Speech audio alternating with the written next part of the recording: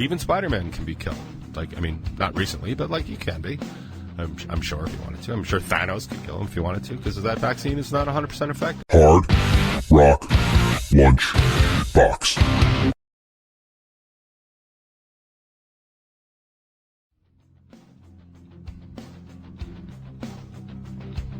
What is up, everybody, and welcome to another edition of the Hard Rock Lunchbox. It's January 20th, 2022. That's a lot of twos. A lot of twos in that. Oh, my God. How's everybody doing? How's everything going? I feel like joining the conversation. You can reach out in the chat. We're at 99WNRR.com, and if that's too much, you can always go to hardrocklunchbox.com, click the link to the live show, yada, yada, yada. It's snowing here in the Northeast. According to my weather app, it is doing exactly when it said it was going to do it, but it's seeming like there's a little bit more snow than it said it was going to do. That is not currently a problem for me. I'm working from home today, which is fine.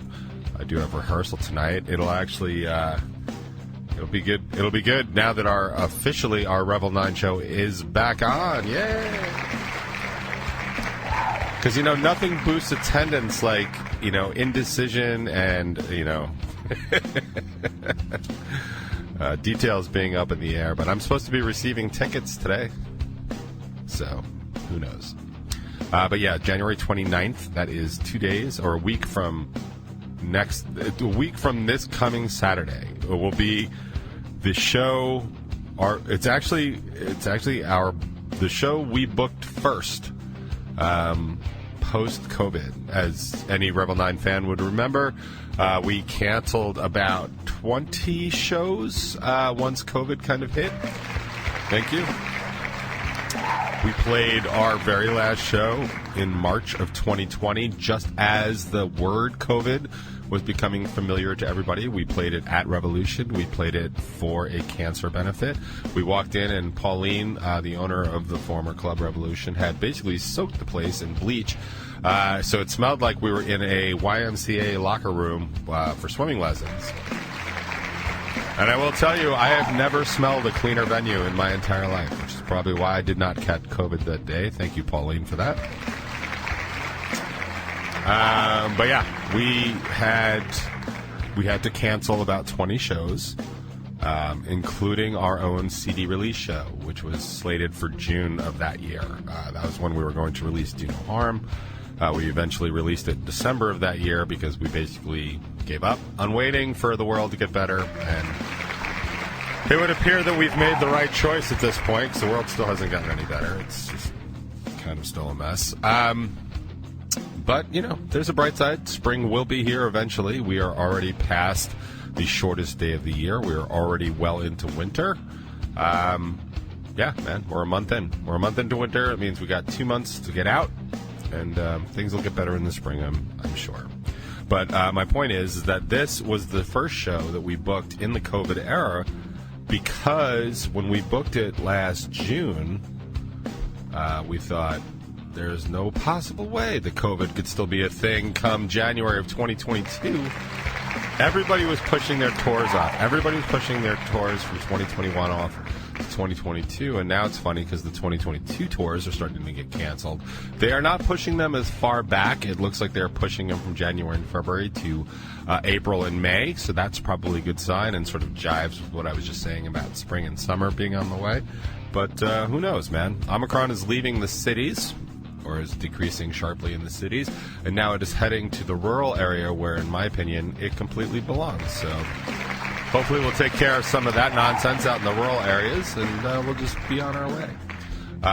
World Health Organization does warn this is probably not the last variant. If you know anything about round Earth, you would know that the southern hemisphere is now in summer. So they will be heading into the fall and the winter, and they tend to be a little less vaccinated because they tend to be a little less developed than the northern hemisphere. It's no judgment, just kind of the way it seems to be.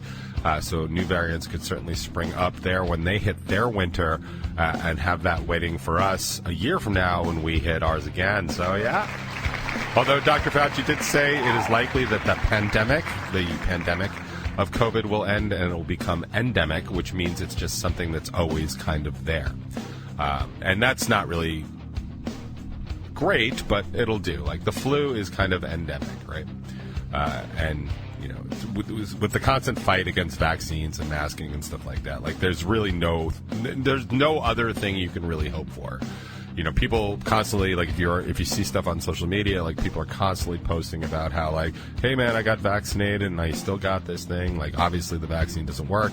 And as I've said in repeated top 20s, that's not how vaccines work. That's also not how the math on that particular thing works. The reality is, like, even polio, which has basically been all but eradicated on the face of the earth, you are still recommended to get your adult booster if you travel outside of the country. And you want to know why that is? It's not because the vaccines don't work. It's because they work exactly how they're supposed to.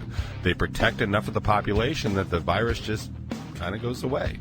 So in places in the world where that has not been true, you can actually still go get polio if you want. Like, you can. It's not been really eradicated from the world. It's been eradicated from our world because it's one of the few requirements that you need to go to school. You know, like, what are the other ones? Like pertussis, measles, I think chickenpox is a required one. Like, when you require these things in school and then you require at least most kids to go to school, then most people end up being vaccinated for these things. So as soon as they turn COVID into a vaccination that is required to go to school, which they've all but done in the big cities, you'll see that the COVID will eventually die out and just become this sort of, wow, you got COVID? That's so weird. How'd you get measles? You know, that kind of thing.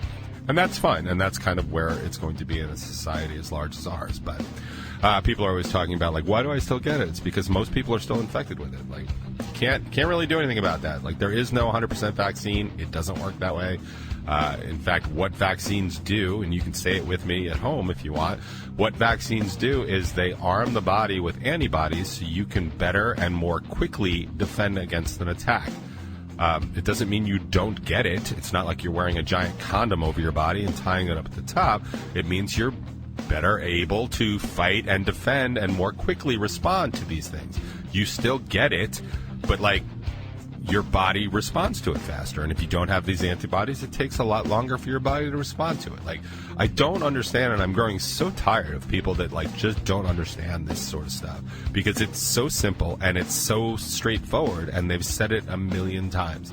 And I tend to forgive people that just don't understand things like in math and sciences and stuff like that, because sometimes it's hard. I had a conversation with Charlotte just last night, Charlotte is taking some advanced level mathematics for a 10th grader that just you know, I can't do most of it, you know, and I'm really, really good at math. And she said to me, because some of the other girls on their soccer team were saying, like, you know, they're just having trouble with math. And she said to me kind of on the side, she's like, I don't understand why people have trouble with math. And I said, you're just going to have to kind of get used to that, because it's something that you happen to be very good at, and not everybody does. But she doesn't understand why people aren't good at it. Like, mathematics is science, and it's a hard science. It's not subjective. It's not like, you know, like aesthetics or psychology or stuff like. And I'm a psych major. Like, I have my degree in psychology, and I'll speak, you know, for days about the soft sciences versus the hard sciences. Like, hard sciences or hard sciences, like 2 + 2 = 4 all day, every day. I mean, yeah, you can get into theoretical physics and mathematics and stuff like that. You start dealing with letters instead of numbers and anything Einstein ever remotely discussed, and you'll come into theoretical physics and mathematics, and that's a little bit different, because that's not science to science. That's more of a soft science, because it's theoretical, and by nature, that's what theoretical means. But she was, like, almost lamenting. She's like, I don't understand why people just don't understand mathematics. And I'm sure if you're somebody that does understand mathematics, you know people that don't. And if you're somebody that doesn't understand mathematics, then you just totally get it. Sometimes those concepts are a little foreign. Yeah, most of us can add, most of us can subtract, most of us can do all the really cool things that we all know the things for that we've studied since 2nd grade. But, like, yeah, can you do a logarithm in your head? Can you do exponents in your head? Can you do cube roots in your head? Like, I can. Most people cannot. But I also took it for 3 years in college, all the way up to differential equations in calculus, which is Calc 3 if you're playing at home, which I would not recommend. So I'm usually forgiving of people that just don't understand some sciences and stuff like that because it's difficult to understand. And you came to me and were like, I just don't understand how mRNA stuff works. I could explain it to you, and I could explain like what it does and how it causes the body to use its own engines to build the proteins that are, representative of the vaccine, so you can basically just fight your own. You're fighting your own Franken vaccine that you've just created and stuff like that. So you're building antibodies to the protein that you just created. That's why I don't like it. Like, it's why I don't like the mRNA technology. I understand it, and I don't like it. But if you came to me and didn't understand that, like, totally cool, man. You don't understand genetics or the way RNA and DNA work together? Fine. Totally get it. But if I tell you that vaccines do not work like a suit of armor, and even a suit of armor has holes in it. Like, people, it's not like no knights ever died, right? Like, it's not 100%, not only is it not 100% effective, it's not a wall. It's never been a wall. They've never been designed to be walls. That's why people in their adulthood get measles or shingles or whatever it's called when you're an adult, or no, that's chickenpox. When they get measles or they get chickenpox or shingles as an adult, like, you can get reinfected with stuff. Like, there's a lot of bioindividuality anyway, but the reality of it is, like, you need to understand that it's not 100% effective. It's never been 100% effective. But also, aside from all of that, how vaccines work is very simple. They, again, defend you from outside, extraneous forces like viruses and stuff better and quicker. They help you do that. Like, vaccines don't do anything other than make your body stronger. Like, if you want to look at it like Spiderman is a vaccine. Like, it's kind of close to that. But, like, even Spiderman can be killed. Like, I mean, not recently, but, like, you can be. I'm sure if you wanted to. I'm sure Thanos could kill him if you wanted to, because that vaccine is not 100% effective. And it bothers me so much when people are just refuse.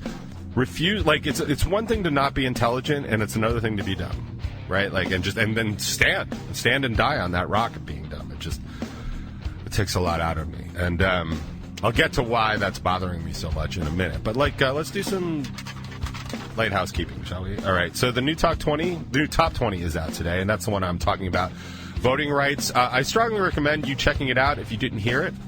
I do read a lot about what was in the Voting Rights Act, and it's important now because the Senate basically has decided to not change the rules of the Senate, which I agree with. I don't think they should change the filibuster rules, and they went ahead last night, and that's official.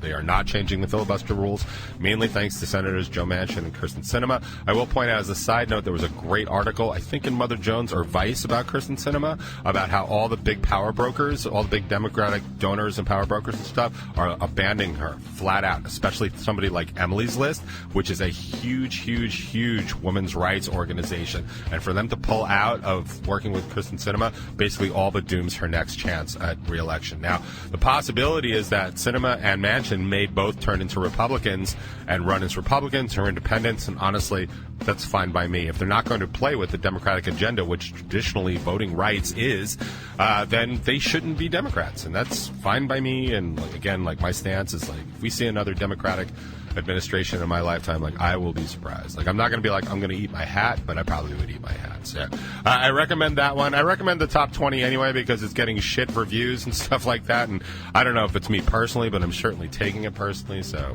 that's just me. But also, the top 20 is also out, and that was my interview with Raleigh V.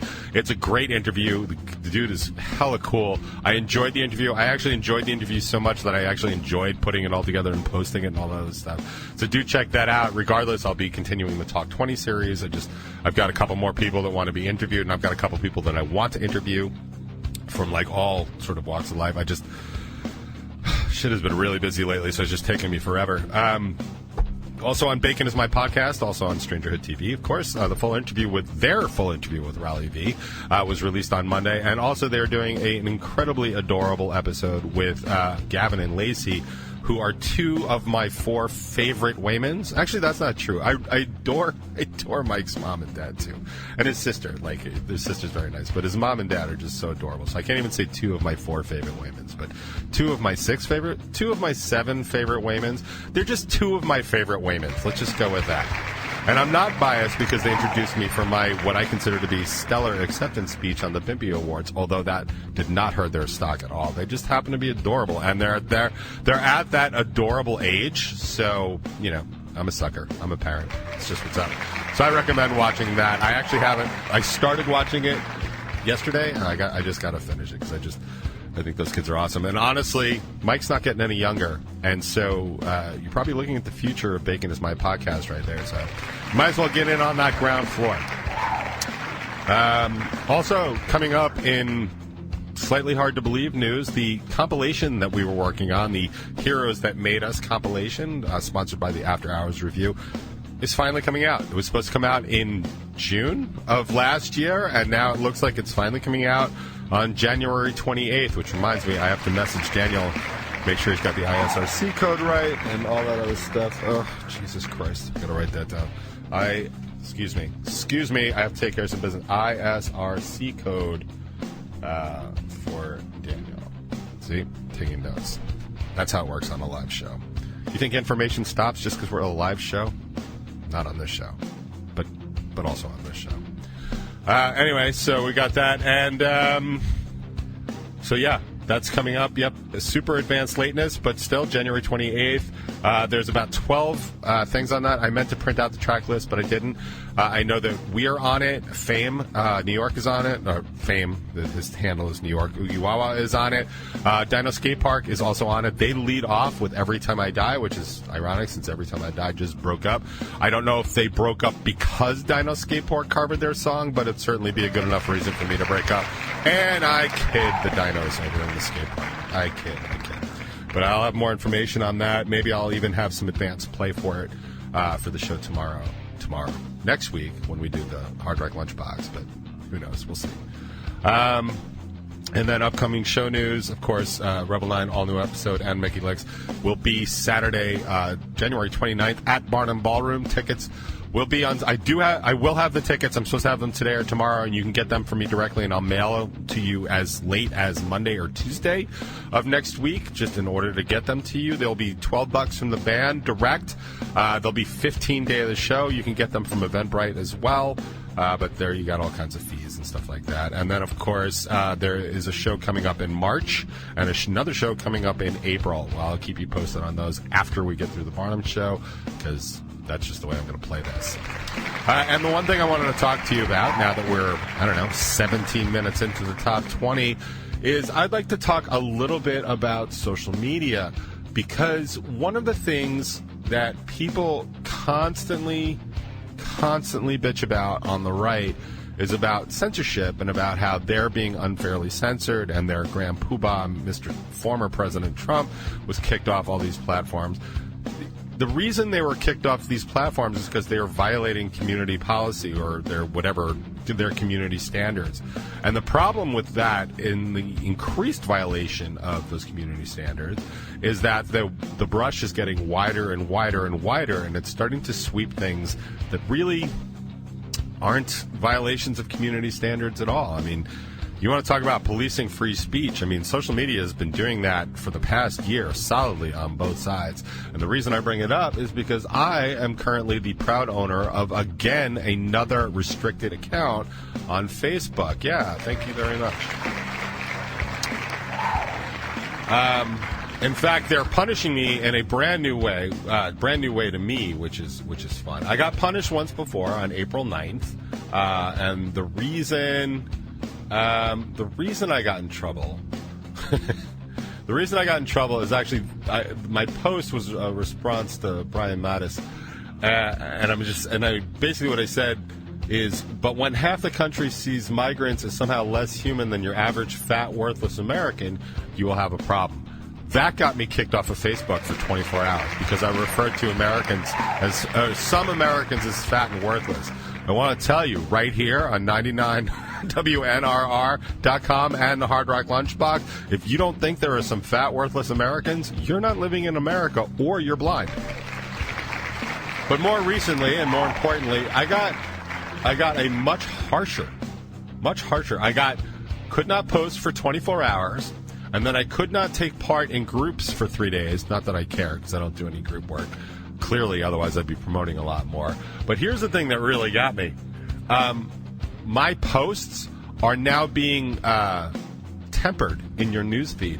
They are being moved lower in the newsfeed, and they're being moved lower in the newsfeed for the next 16 days. It's been like a solid countdown. So like it's for the next. So it's going to be, I think, a total of like 30 or 45 days or something like that. And the reason why, like, I really want to just point out, like, why this happened and what I got in trouble for saying is one of the greatest things to me, because all I really did was kind of cite the law of the land and the Constitution, and that somehow violates the standards. So I'm arguing with some dude. He's not being a total dick, which is why I bothered to engage at all. But he actually, I was saying about January 6th about how, like, I would have a lot more respect for people if they would just shut up and own it. Like, everyone's like, yeah, we had a revolution, blah, blah, blah, until everyone's like, you guys had a revolution. Like, no, it wasn't a revolution. It wasn't anything worse than Black Lives Matter. Like, which to me is the most disingenuous thing. And honestly, on January 6th, I said exactly that, because people were saying, like, no, it wasn't us, it was Antifa. And I said, well, if you honestly thought your democracy was crumbling before you, and you just stood by while Antifa, like, went into the Capitol to make you guys look bad, and you guys did nothing, then you guys are the biggest pussies I've ever seen. Like that's, you believe your democracy is crumbling and you do nothing? Like, you're an embarrassment to America. Like, honestly, like, you should be doing something. And that's been my kind of take all along. And it kind of led to what this was saying, because this dude was saying, like, he didn't agree and people were there just, like, you know, being jerks and stuff like that. But he said something like, but I don't have it in front of me, but he said something along the lines, but I wish they got a hold of Nancy Pelosi. And I'm like, hey, dude, like, you can think whatever you want, but, like, in this country, we don't actually get a hold of our elected leaders. Like, that's like what they do in banana republics. Like, we have removed regimes that do that kind of stuff. Granted, we've also installed regimes that do that kind of stuff, but that's another show. But this was really about, you know, the ownership of what it was, and I answered him. So he gave me a whole bunch of reasons, like, you know, they should have looked into this, and, like, I'm not interested in fighting election fraud. There was no election fraud. End of story. Anybody that tells you different is a liar. If you want to check my feed for, like, any argument I've ever had, you will see it always ends in my favor every single time, because there was no election fraud except up in people's minds. And you'll remember at the beginning of the show when I was talking about people that are dumb and unintelligent. That's kind of what I'm talking about. So he goes through a whole bunch of things. So I say this, quote, yes, but even if any of those reasons were indeed valid, they, meaning the insurrectionists, protesters, I don't know, whatever you want to call it, the January 6th guys that entered the Capitol, even if those reasons were indeed valid, they should stand by them and not be such incredible pussies about how it was no big deal. People had a little rebellion. They lost. They should be hanged, not praised. Now, there is nothing wrong with that, because that is how the law stands. Treason and sedition, people get hanged for that. Nathan Hale got hanged for it. Give me liberty and give me death. Or give me liberty or give me death. He didn't want both. Give me liberty or give me death. And he was hanged. Plenty of traitors were hanged during the Revolution. Plenty of traitors were hanged during the Civil War. Plenty of traitors were hanged throughout the entire course of American history, because that is the punishment for treason. And that's what I was saying. And they had a rebellion. They lost. They should be hanged. They're treasons. They're treasonous. They're traitors. Like, it's really that simple. And Facebook decided to ban me for 24 hours, prevent me from working in groups for three days, and now has lowered my posts for 30 to 45 days, which is such an abuse of power and freedom of speech. But it's their platform, and again, they're allowed to do whatever they want. But I just want you to understand, like, what's actually happening out there, because the brush that people are painting with, like fact checkers and stuff like that, like, you can lie on Facebook all you want, and maybe sometimes you'll get caught, like with COVID misinformation. But I said something that's factually accurate in response to somebody talking about getting a hold of the Speaker of the House, and I got smacked down for it. And yes, of course I appealed it, but that's against their community standards, because I guess you're not allowed to hang traitors on Facebook. And that's something you should know if you're going to continue to use it, because the The downside of it is that your filter bubble is not only being now filtered by the people that you choose to be with, which as you unfriend people, by the way, if you keep unfriending people, I have zero respect for you. But your bubble keeps getting smaller and smaller anyway, but now you're getting smacked down for saying something that's actually true, but somebody just doesn't like it. That's exactly why we have freedom of speech in this country. And again, I don't care because it's Facebook and it doesn't matter so much to me about where people are getting their information, but that is where people are getting their information, so keep that in mind, that a lot of truths are being kept from you because it hurts somebody's feelings. And you want to talk about hurting people's feelings, you got to check out what Ron DeSantis, Ron Dickhead DeSantis of the semi-great state of Florida is trying to pull this week, but I don't really have time to talk about that now. So I guess I'll just kind of leave it. The downside of this, of course, is that I can't promote my show on Barnum Ballroom on the 29th because my posts are showing up lower in everybody's feeds. Yay for me! So when I start sharing, if anybody happens to see my post, which I doubt, if you could share it too, I'd certainly appreciate it. But I'm going to get off the top 20 and onto the Hard Rock Lunchbox. And like I said, man, the enemy is all around you. Just sort of need to know where to look, right? Rage Against the Machine?